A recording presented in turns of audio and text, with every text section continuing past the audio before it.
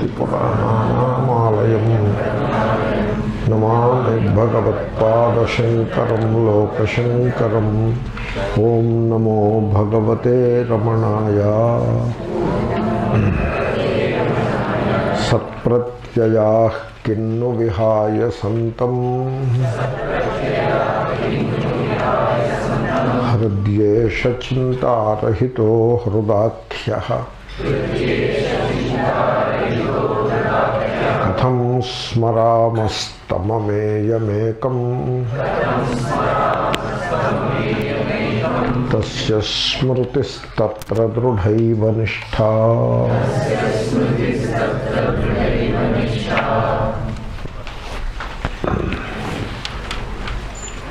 हृद्येष चिन्तारहितः हृदाख्यः. So, Chinta is the process of thinking. It's a process. It's a flow. The constant flow of thoughts is called Chinta. Now, you see, we have to understand the relation between oneself and the mind. That relation has to be carefully assessed, examined and understood. Just identifying with the mind doesn't help at all. So you have to step back from the mind. It is not difficult, you can easily do it. It is like stepping back from the flow. You are in the flow, you can step back. So similarly, step back from the mind and watch the mind. Obviously, I am using the language of metaphor, Step back means it is metaphor only. So, you should aim at the inner silence. So, we are familiar with the busy mind, the busy bee, they say, like that we are very familiar with the busy mind because that is how we live most of the life. We are not familiar with the mind which is quiet, the silent mind. We are not familiar with it. We have to acquire that familiarity. And you see, as I said already, the natural state of the mind is not thinking. Thinking is not the natural state. It is the disturbed state of the mind only. Then, like the body, the natural state of the body is a healthy body. When the body is healthy, that is the natural state. Similarly, when the mind is quiet, that is its natural state. Silence is the natural state of the mind. So, you see, suppose you are inwardly silent and then some experience happens. Experience means some object you look at and so you cognize the object. That is the experience, It could be that simple. Any such experience, it happens. And then the moment the experience comes to an end, the mind reverts back to its natural state of silence. So that should be the goal. That is the inner transformation that we are talking about. So, when you achieve that goal, every experience happens against the background of silence. So you see now, your mind is very busy, crazily busy, and then suddenly a telephone comes, and now you have to respond to that. So this response to a call comes from a busy mind. A mind which is already busy is responding to some other call. That's why we go crazy, I tell you. And this multitasking is there. So the mind is moving and moving and moving, and then there is a demand to move some more. It is moving in one direction, there is a demand that it has to move at the same time in another direction. Like that, This is how this running mind, what they call running mind. And so Ramana Maharshi used to say, you don't want to run behind the running mind. You don't want it.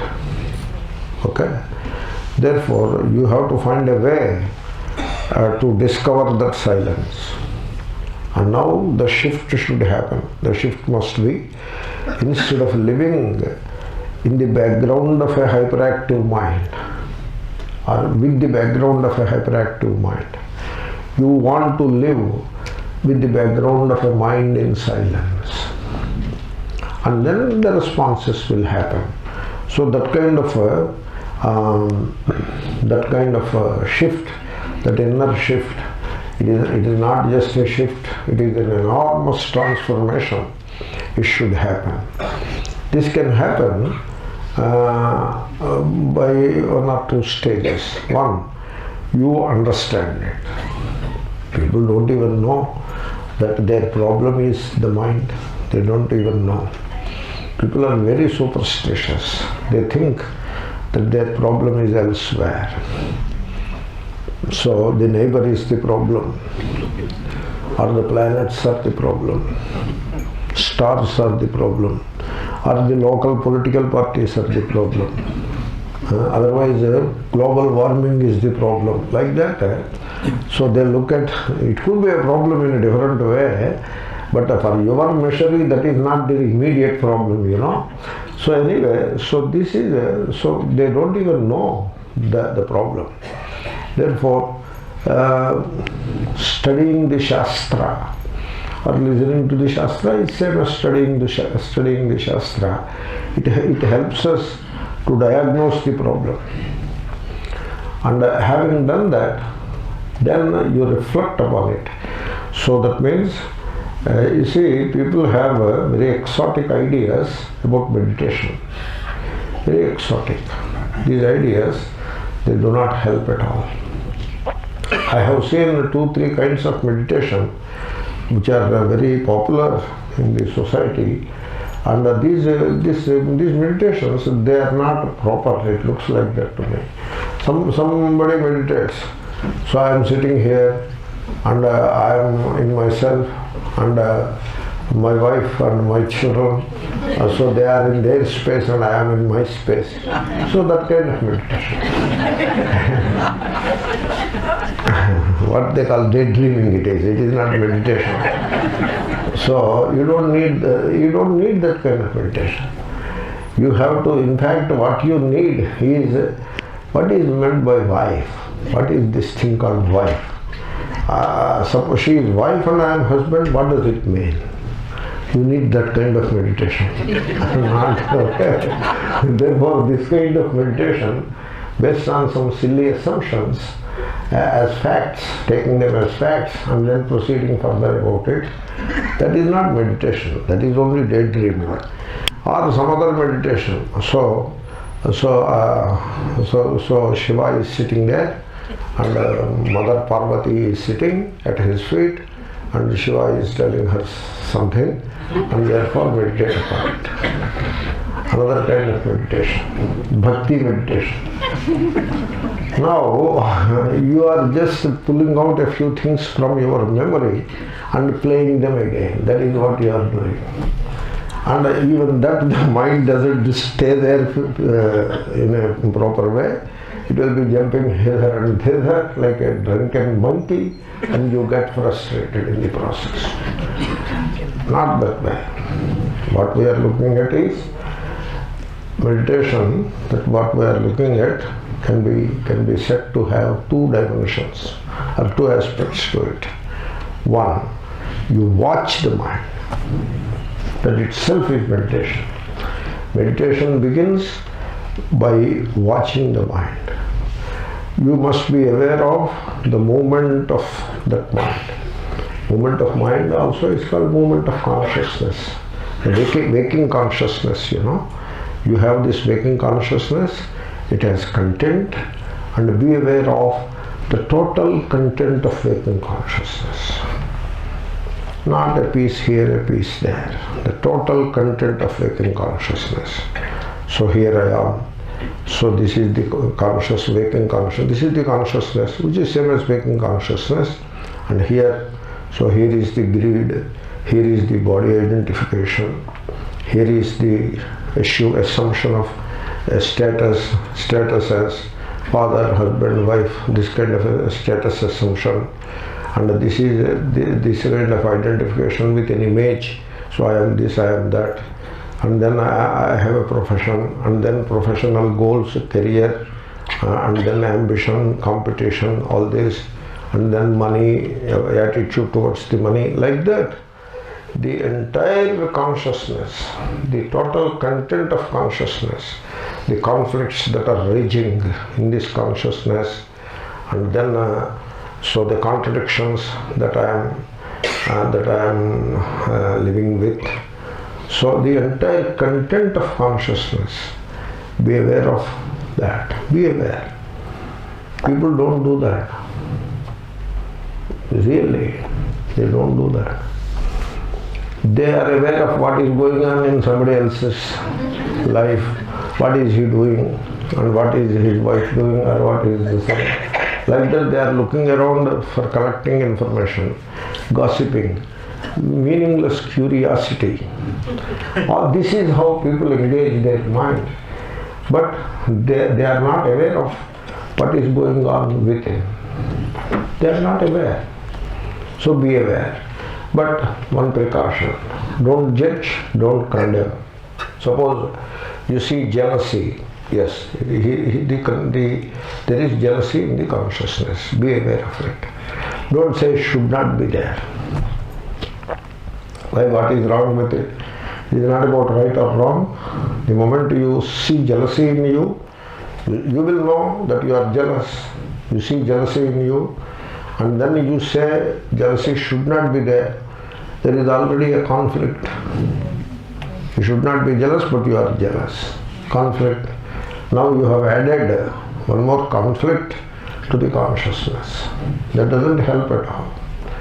Be aware, there is jealousy. Don't say it should not be there, it should be there. Don't say any of that. Be aware. There is jealousy. Jealousy makes anybody unhappy. So jealousy has its origin in comparison. And there is this habit of comparing with others. This is coming from the childhood. Maybe probably parents taught that whatever may be the reason, there is this attitude of comparing with others, because of which there is this jealousy. Here is the jealousy, and this jealousy makes me unhappy.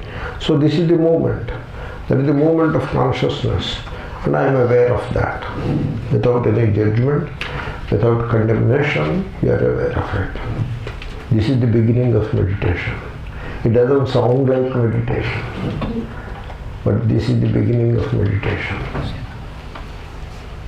I pointed out in a guided meditation that you just watch the breath. Just be aware of the breath. Watch means just be aware of the breath. Till that moment, you don't know what is going on. You don't know that even breathing is going on. You don't know it, you know. You are focused elsewhere, and therefore breath is going on automatically. You are not even aware of it. Now I say, watch the breath or be aware of the breath. Then you notice that, breath is going on. Yes, it is going on. And be aware of it. Suddenly you notice that the breathing becomes so slow. Just by watching, the breathing becomes so slow. You see the power of watching. The watching or the witnessing is not a stale state. It is a very powerful state, it is. It is not stale. Therefore, the moment you watch the breath, it slows down. By itself it becomes so slow. You make it slow, that is a different thing. It is pranayama. I am not talking of that. It becomes so slow. Leave it the way it is. Same thing happens with the mind. The moment you watch it, it becomes so slow. Then sometimes your mind may present a question. It comes back with a question. How to watch? How to watch? So I say, no, there is no how to do it. Okay? Because watching is not a process.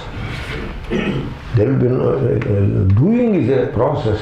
Take this chair from here to there. There will be a process for it. Watch the chair. There is no process there. So same applies to the mind. But still, I would substitute the expression watch the mind with the expression try to watch the mind. Now that should not be a problem. You try. Suppose you try, you fail. You fail. You feel that you fail. You are not able to watch the mind. You feel that you are failing to watch the mind. Doesn't matter. You try again. You are already watching the mind, you know. Yes. In trying and failing and trying and failing, you are watching the mind. Therefore, adopt that method. Not difficult. Then you will be surprised to see that the mind becomes quiet. This is the first stage of meditation, the beginning of meditation. Then somebody may come up with the doubt. Suppose the mind becomes quiet, what about the many things that we have to do? Samsaris, you know. What about the many things? I can have the same problem myself.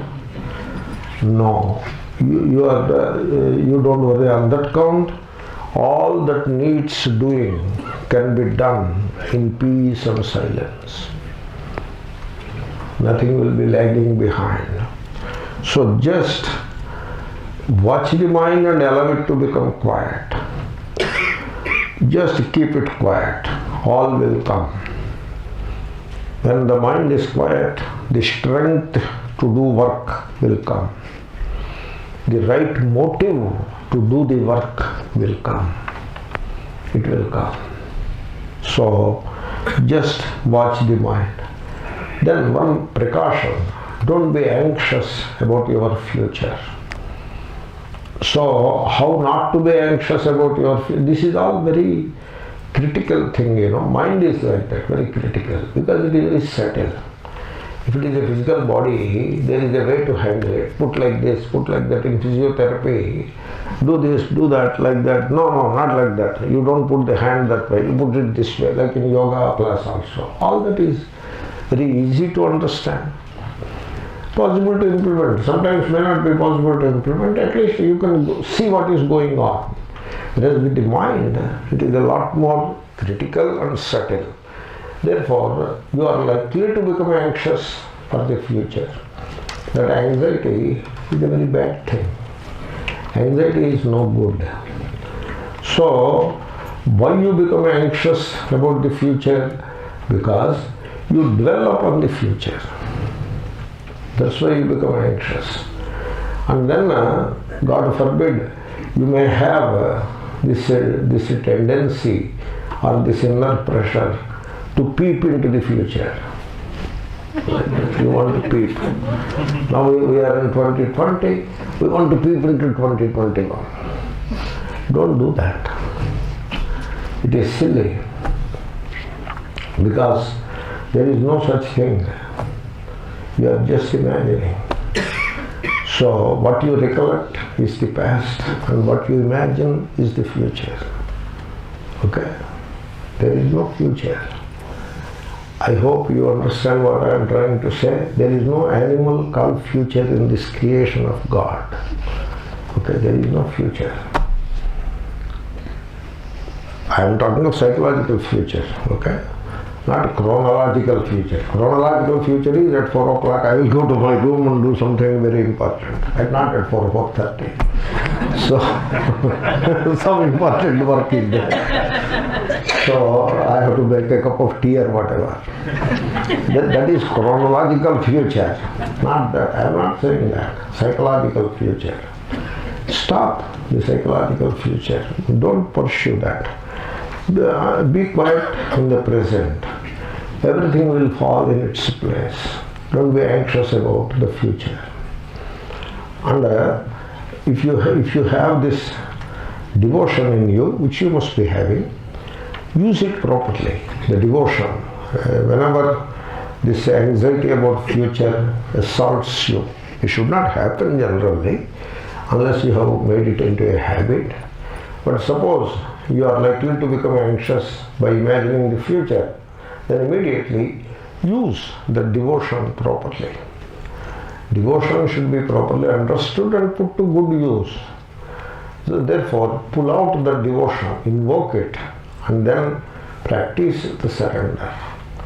O Ishvara, this future, I am surrendering it unto you. Along with this anxiety, I am surrendering that future unto you. By doing that, the anxiety levels will come down.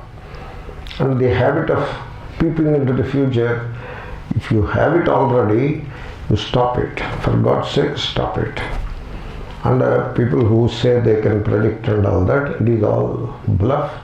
You don't go for it.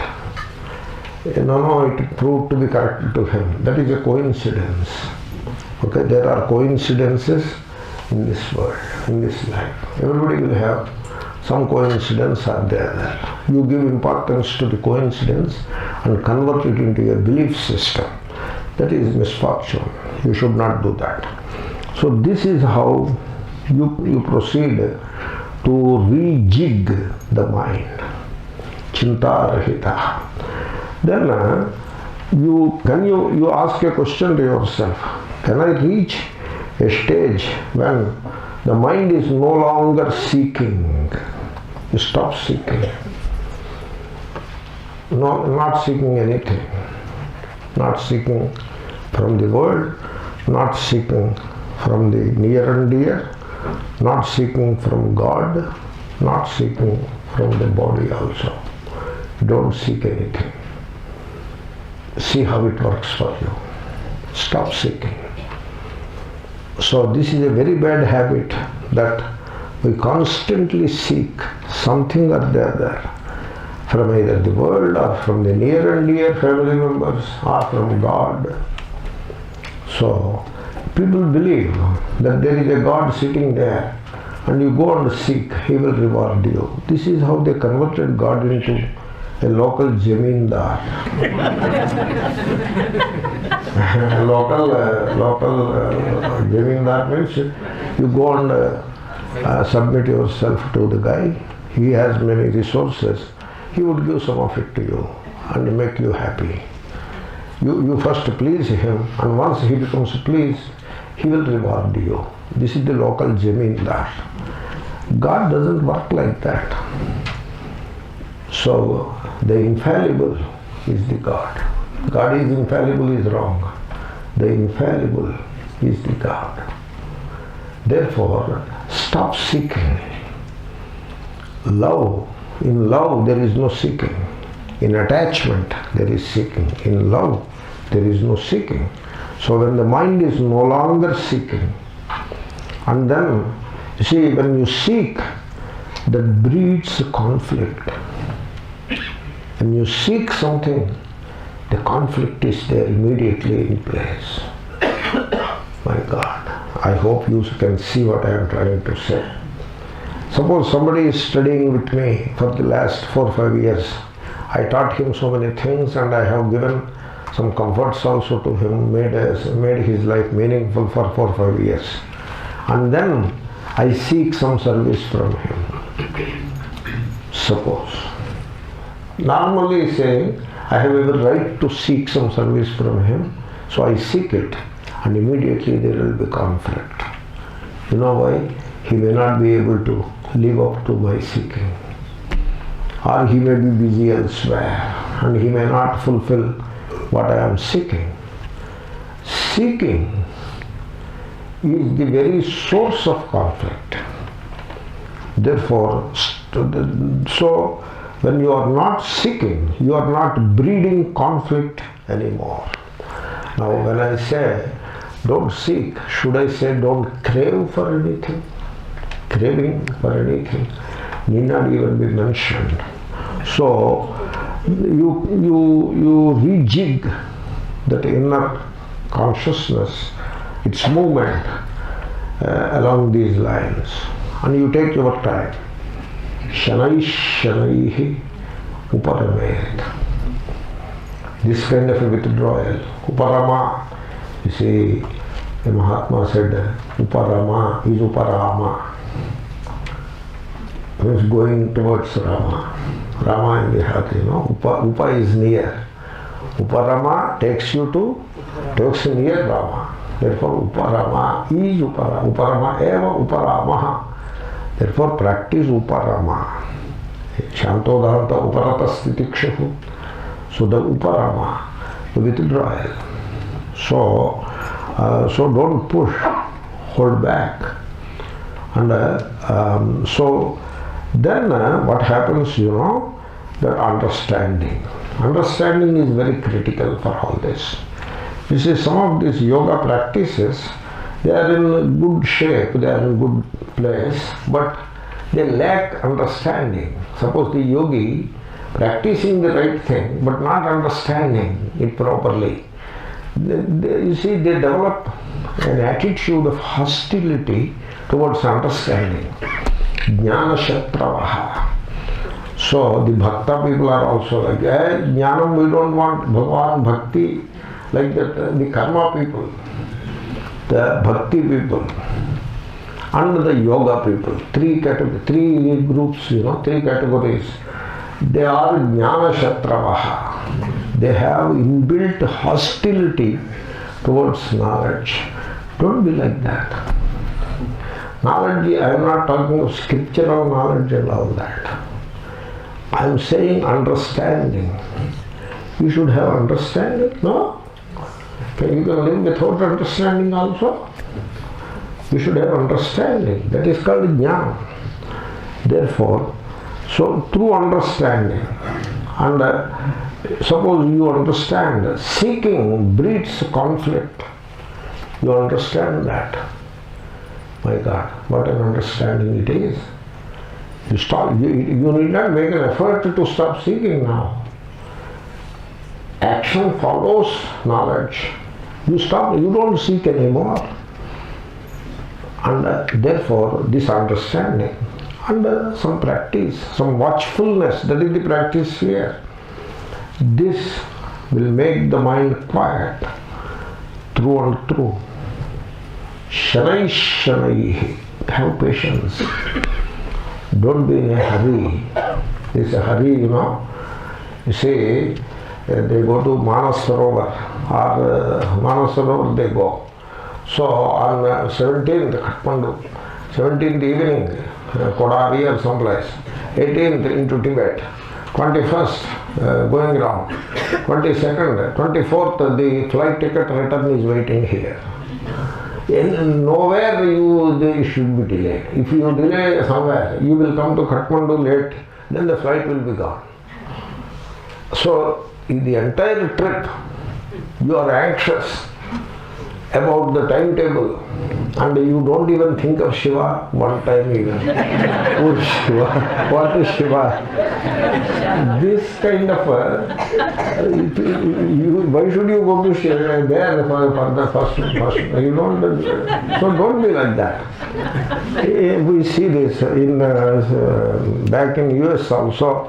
Sir, 3-day camp, weekend, you make us Atmajnanis so that we have to go back to the office tomorrow's morning. Whatever you want to teach us now. Like that. And even if Shankara comes, he will be made to wait till the weekend.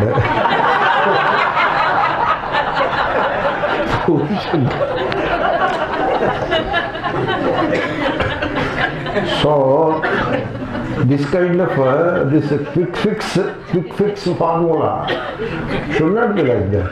You should have patience. So Shanai Shanai. Remember the word Shanai. I love Saturn. My favorite Graha. True planet it is. My favorite planet. Because compared with every other planet, it goes slowly and steadily around the sun. It takes its time going around the sun. That's why it is called Shani. Shani came from Shanai Avyayam. Shanai Gacchati. It is Shanai Charaha. That is Shanai Charati. Therefore, be that. Shanai Shanaihi Uparamet. Take your time. You do it so gradually that even without your noticing it, that inner transformation happens. And then you need earnestness. Buddhya. Buddhi is understanding. You need understanding. Dhriti grihitaya. Coupled with or buttressed by, grihita is held in position, buttressed by earnestness. Dhriti. Dhriti, they say courage. Courage is okay.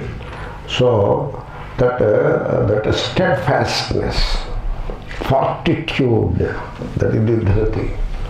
So be courageous, don't lose heart. There is no urgency for anything. You need not get anything because everything is already with you. Therefore, so buddhya dhriti grihita. I am quoting a verse from Gita, 6th chapter. And then na kinchidapi chintayet. So I have described the first stage of meditation that will take you into the second stage of meditation where you remain silent. The mind becomes silent. Na kinchidapi chintayet. So chinta rahita. When the mind becomes silent, then is that a void? Yeah, you say void. What is wrong with it? Suppose this is Akasha. I say Akasha. Somebody else says void. It's okay, it's only an expression, you know. So, but you will realize that void, when the mind becomes silent, that void is full to the brim. You will realize that silence. Therefore, when the mind becomes silent, the truth will come into its own. It is like the window is covered with drapes, remove the drapes. The window pane, glass pane is dirty, take a wet cloth and mop it. Now the glass pane is very transparent and clean. You stand there. The sun will rise. You don't pull the sun, you don't invite the sun. You don't do any of that. You do this much. Drape removed, window pane clean. Stand near the window. Stand there and wait. Be silent, wait. The sun will come. The sun of Atma will come into its own.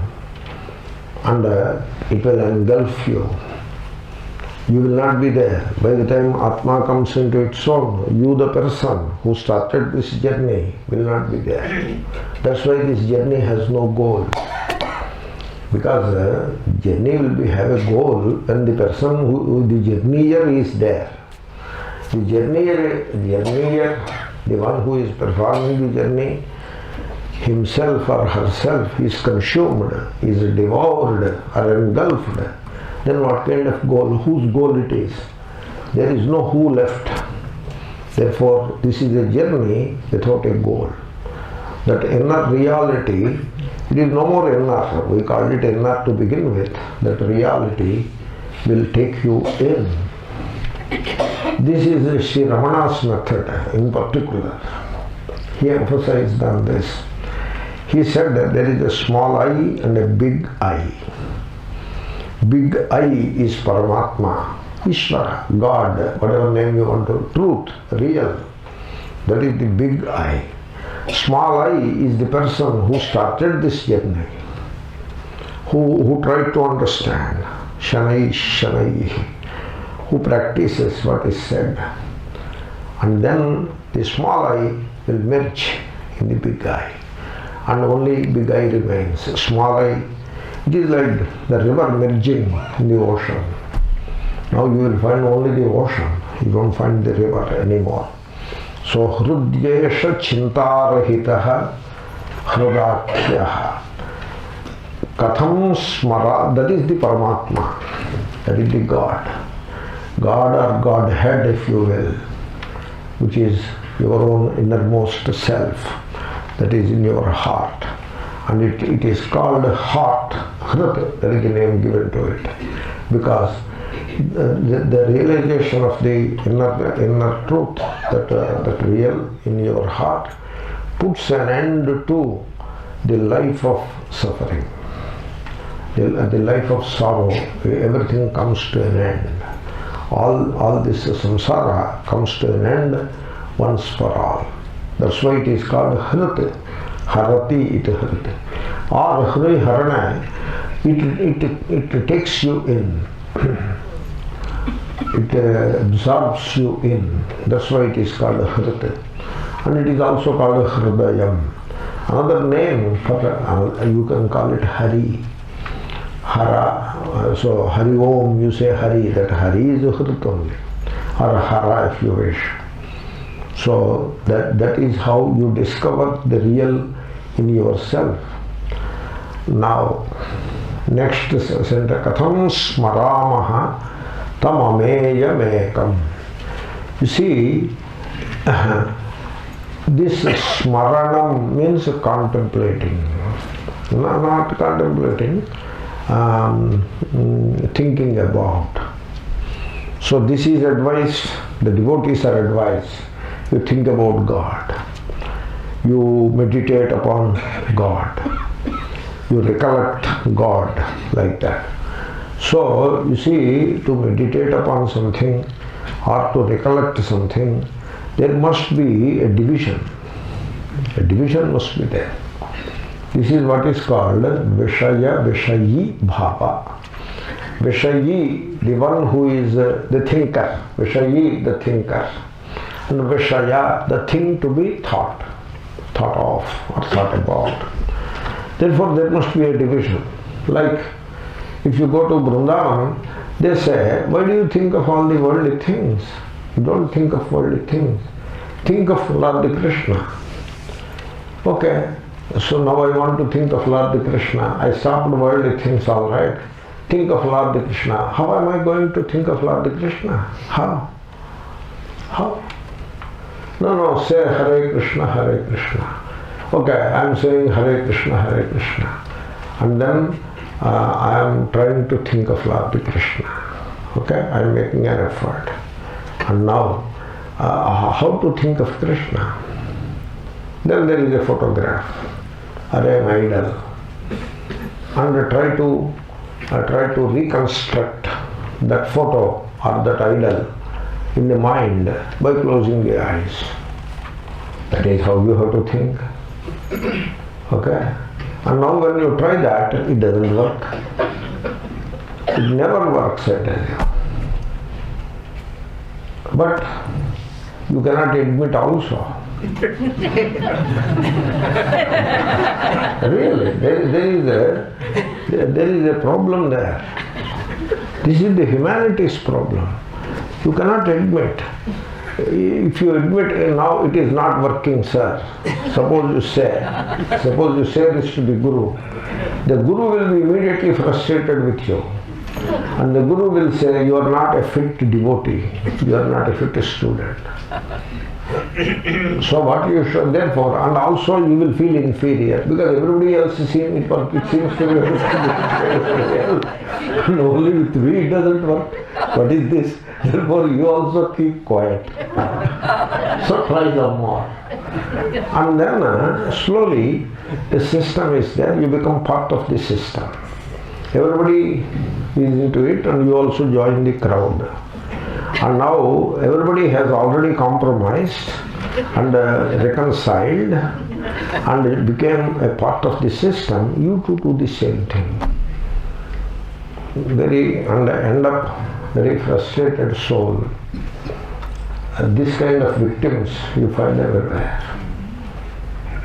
Therefore, so we have to be a bit frank about it. I am the Vishayi, the thinker, and God is the Vishaya.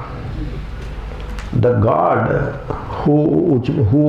which becomes the object of my thinking, that God, can you call it the real Or you can only call it the conceptual. You have to call it the conceptual. How can you call it the real? Because the real comes into being. The real comes into being only when thought ceases. You know, what do you mean by thought ceases? Thought no longer creates. Because that is what thought does. Thought doesn't keep quiet, you know. Thought is a movement. It is creating. It creates. And when thought stops creating, means thought comes to an end, then the real comes into its own.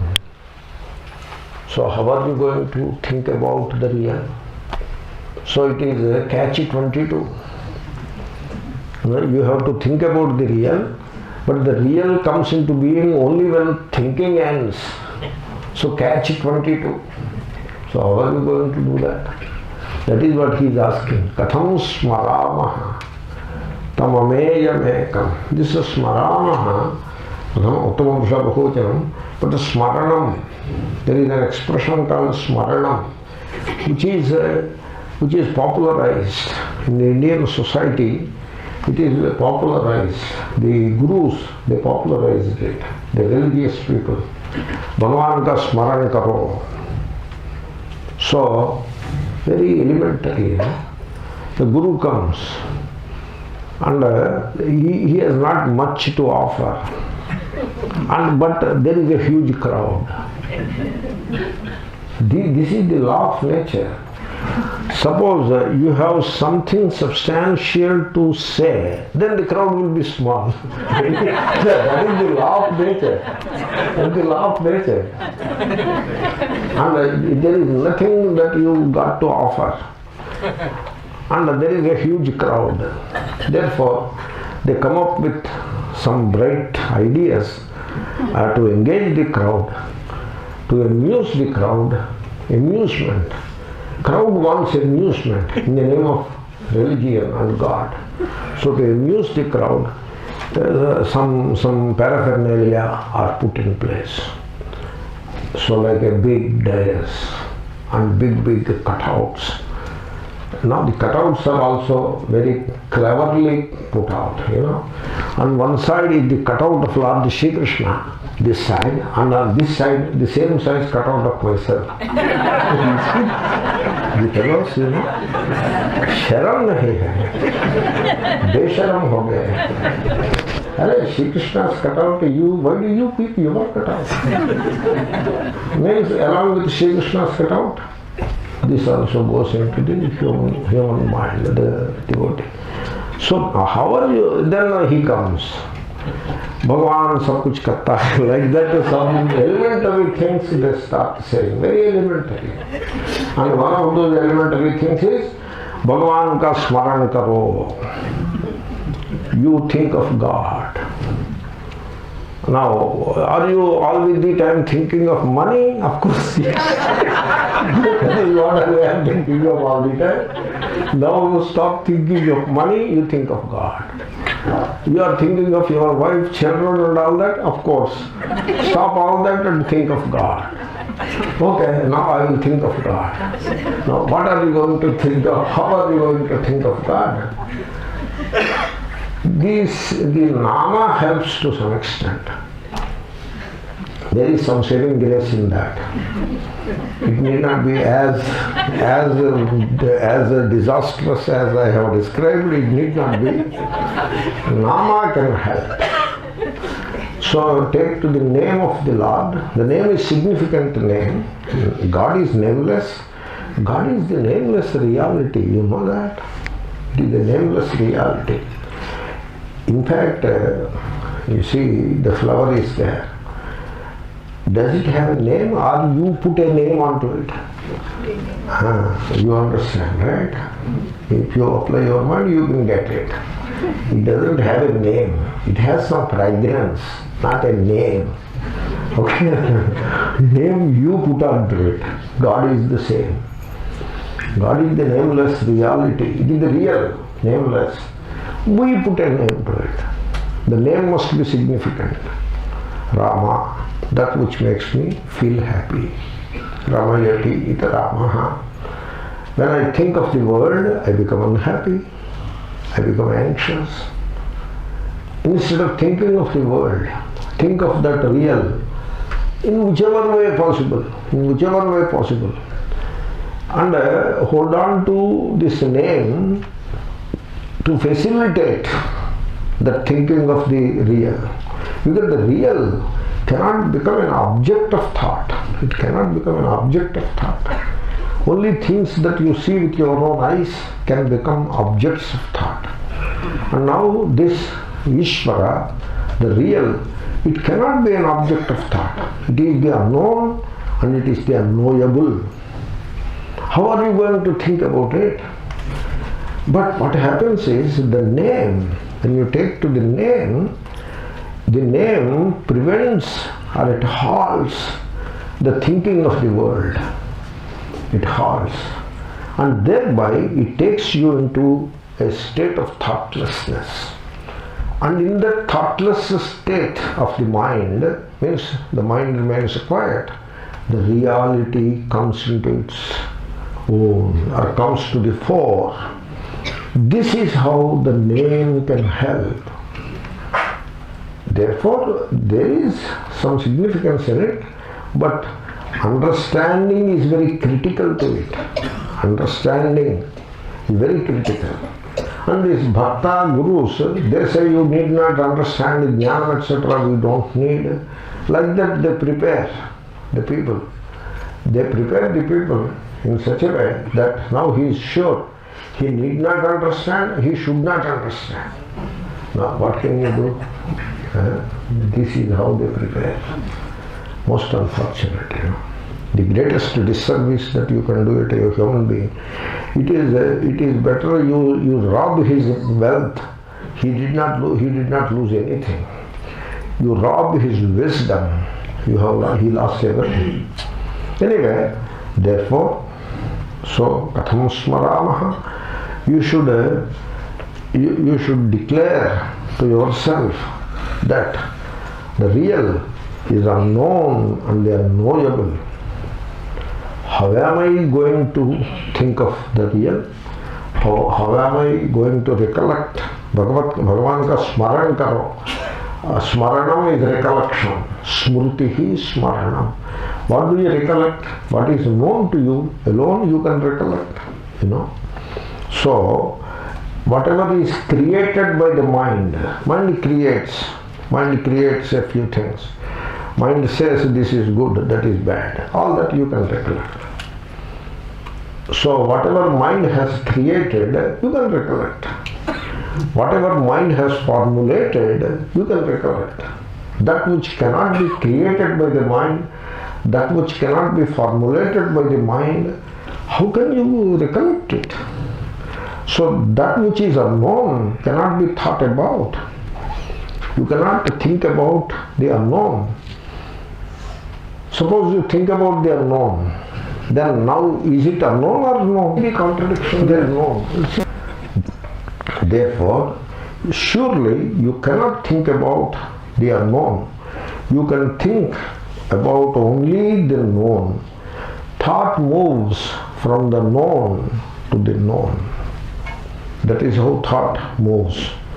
And what is known is not real. What is known is not real. Because what is known is in time. Time. And the real is timeless. Therefore, thought, which is encased in time, thought is in time, You cannot have thought without time. So, unless an object is moving, you cannot have velocity. So, similarly, thought, when there is thought, there is time. When there is no thought, there is no time. In sleep, you don't have a time. In meditation, when the mind is quiet, there is no time. Therefore, when you think of something, the thing becomes an object of thought. Thought being encased in time, then the object of thought becomes time bound. It comes into time, and whatever is in time is not real, and therefore the thought is in the net of time, and the object of thought is also caught in the net of time. When the object of thought is caught in the net of time, therefore it is not real. You see, you don't mind my giving an example to the proposition that I discussed. In one of the temples back in South India, there is a huge controversy. So Bhagavan has to go to sleep, and now we are delaying his sleep because there is a larger crowd and they all have to see the God. Therefore we delay the closure of the doors. Like Swamiji wants to go to sleep, but the devotees are still there. Like that. It's just like that. And therefore the Bhagavan at one time, Bhagavan used to go to sleep at 10. Now going to sleep at 11. Then it is made 11:30. And now we are waking up Bhagavan at 3:30. Bhagavan is sleeping very less time. This is not acceptable. You are laughing.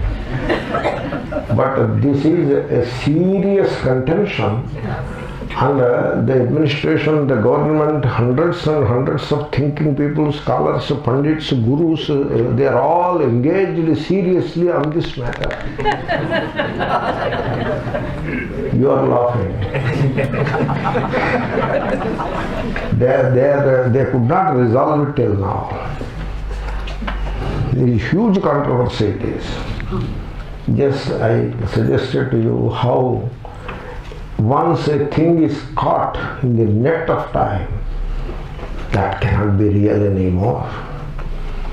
It is some belief only. Therefore, when the mind is then how to do about the real? What to do about the real? So, you see, I tell you, I say this to the students of Vedanta. You see, what I notice is these students of Vedanta, they don't remain students. This is the misfortune. They say, I am a student, I am a brahmacharya, I am a student for a year or two, and then he says, I am an acharya. In 2 years he becomes acharya. And now he doesn't say, I am a student. You have to remain a student till the last breath. They are in such a big hurry to become acharyas, and once they get the title acharya came, now our ashrams also give certificates easily. So you have a certificate also, and acharya. So what happens is, they are not students anymore. They are all acharyas. Now you cannot say anything to them. If you try to say something to them, he will be hurt. He will frown at you. You are trying to teach the acharya? Like that. This attitude is bad. Never become an acharya. Be a simple soul. Because I tell you, you look into your consciousness and say, I know. Suppose you say, I know. Then the mind is moving. When you now try the other way, I do not know, I don't know, and see what happens. The mind becomes silent. That is the beauty of it. When you say, I know, the mind is active. Do you know Brahma? I know Brahma, Satyam Jnanam Brahma. This is Satyam is same as Jnanam. Jnanam is Ananta, Ananta is Satya, that is Brahma. And that Brahma, Ivatma Brahma. This. So much the mind is mulling, so much it has got. Okay? Suppose you ask me, Swami, do you know Brahma? Brahma? I don't know. There is silence. So I ask the students, Can you say, for God's sake, I don't know? Can you say that? Would you say that? For God's sake, say it one time and see what happens to you. You will grow. This I know. The moment you say I know, you told a lie. Because in this creation, there is nothing like I know. Do you know a rose? Do you know a rose? How many petals does it have? There is this Fabrici numbers or whatever. There is the numbers are there is a law for it. Fabrici number. Hamachandra numbers. Hamachandra. Indian name is Hamachandra. Hamachandra is the mathematician who said that law. And why it is colored like that? There are some xanthocyanins or some compounds are there which are coloring materials, and they have a very complex structure, organic molecules. And so what do you know about the rose flower? You don't know anything about it. But when you say I know, it is a lie. It is an untrue statement, not a lie. It is not a truthful statement. But if you say I don't know, you are with the truth now.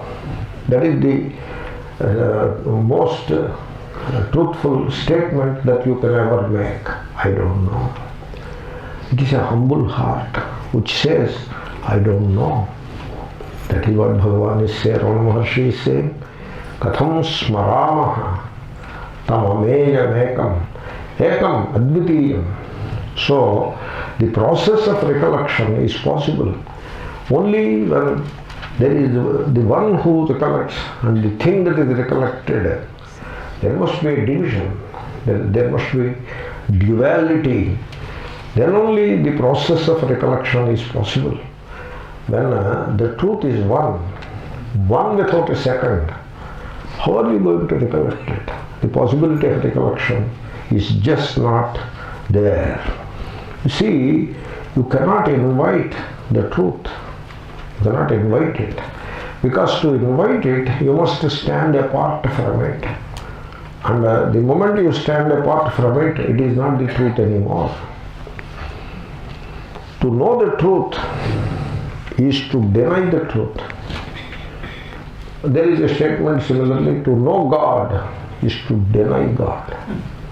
And what is known is not the truth, because what is known is already enmeshed or encased in time. Therefore, it ceases to be the truth. So, you see, about the truth, I will tell you one thing. I personally feel that it is very critical, and I am sure you will think about it and you will understand it. You see, truth, it is not an object of thought, it is just ruled out. Okay, you cannot think about truth. And whatever you think about is not the truth. Then truth cannot be found in books and libraries. That is not possible. So, I tell you, truth cannot be found in handmade idols also. I am making the statement complete, not leaving out anything. So, an idol may signify the truth by all means, but idol in itself cannot be the source of truth. It can signify the truth. Therefore, so where to find the truth now?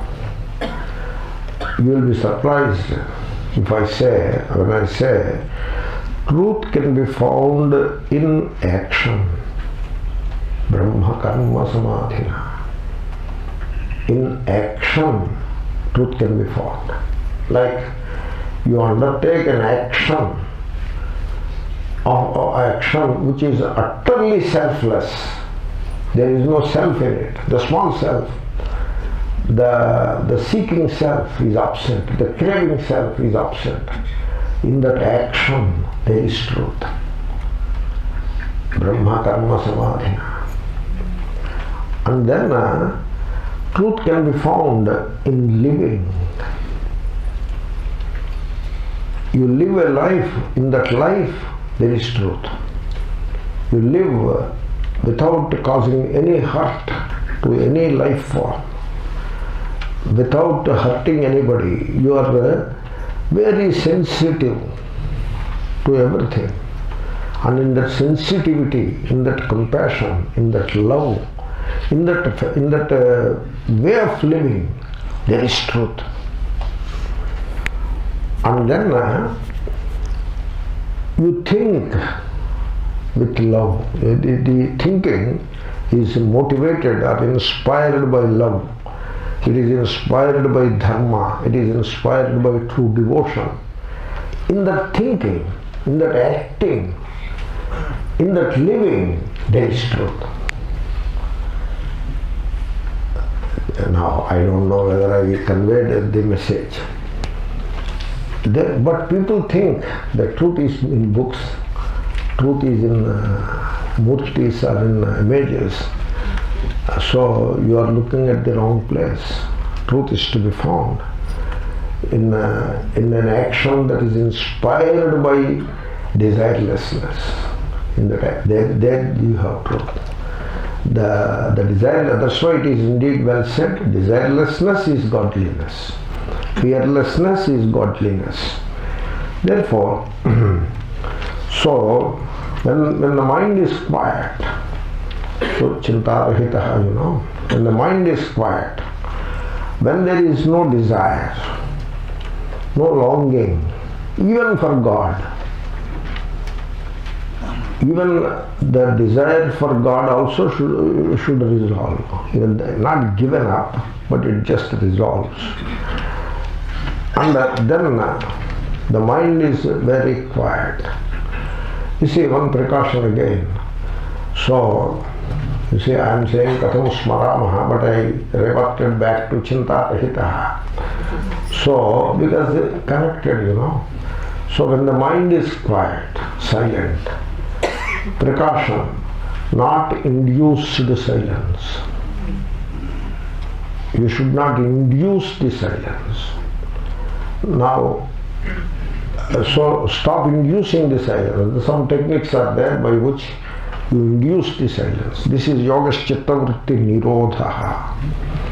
Nirodha is a very harsh word, really speaking. There you don't induce silence, you enforce the silence. So I am saying a very mild word, inducing the silence, not what to speak of enforcing the silence. So don't induce the silence, don't enforce the silence, allow the silence to take over. Like sleep, you don't like to induce sleep, you don't want to enforce the sleep because there will not be any sleep like that. The sleep comes, it takes you in. The sleep takes you in. You don't induce the sleep, it takes you in. Similarly, the natural silence, just allow the silence to happen.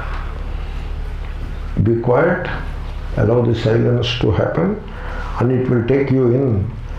In that silence, the reality comes to the fore.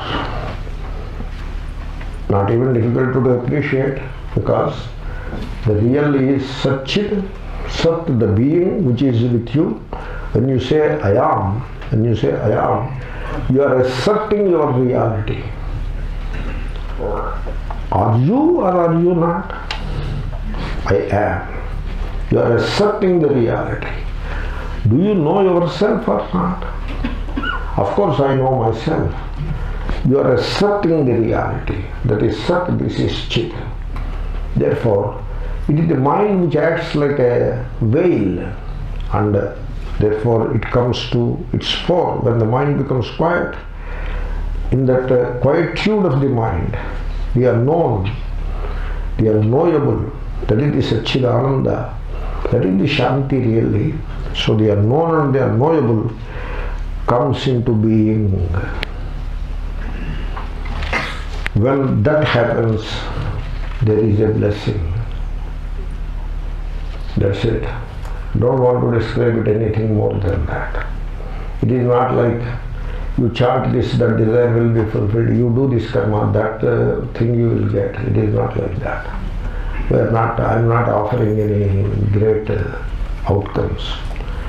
When that happens, when the mind remains quiet, and this Satchidananda comes into its own, it comes to the fore. The unknown, the unknowable comes to the fore. There is a blessing. Katham smaramaha tam ameyamekam. Ameyam I did not cover. I will cover that in tomorrow morning class. Om Purnamada Purnamidam